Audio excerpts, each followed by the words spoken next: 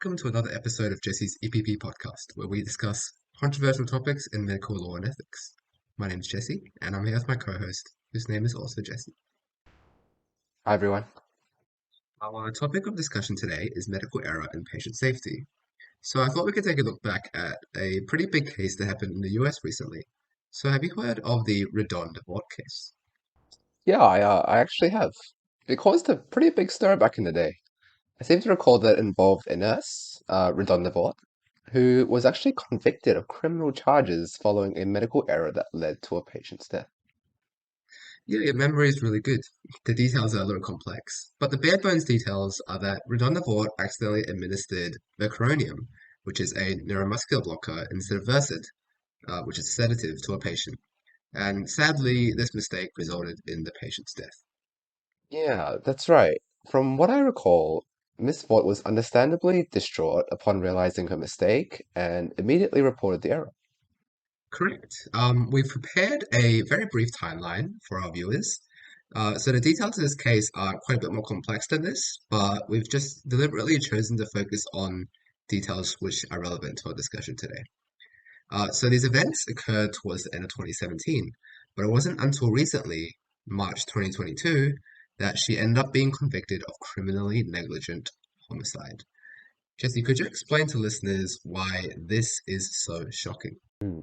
Well, for starters, it's pretty rare for nurses to be prosecuted for medical errors, as opposed to broader organizations such as, your big hospitals.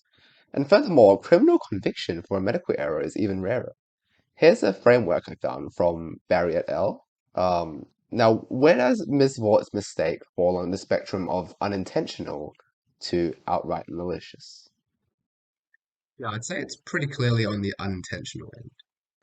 Right, that's what I said. So it's certainly not reckless or malicious. If we think about what this means with patient safety in mind, it looks like the authorities in this case have taken a stance which basically says the incompetent individual is solely to blame for the medical error. And by almost making an example of this poor nurse, we can scare people into becoming more diligent and therefore avoiding these sorts of medical errors. Which obviously is a horrible stance to take. So we talk about the Swiss cheese model, which explains that most medical errors are the result of multiple system defects that predispose errors to occur, and extra emphasis on system.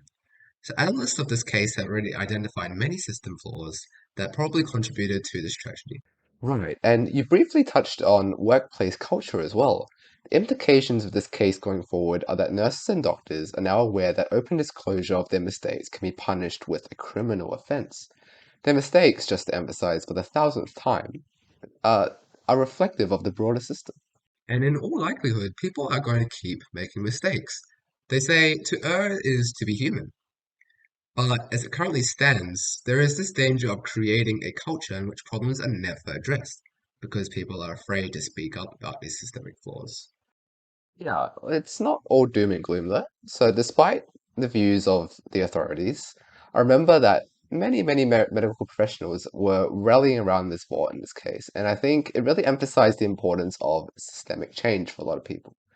Collaborative efforts to implement changes such as, actually reporting and measuring adverse drug events, prohibiting double shifts for staff members, and medication barcode scanning are getting more traction in a lot of hospitals.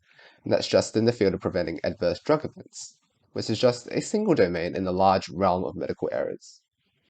Yeah, it's just a shame that it took so much for these changes to happen. Yeah, a shame indeed. Well, folks, that's all the time we have for today.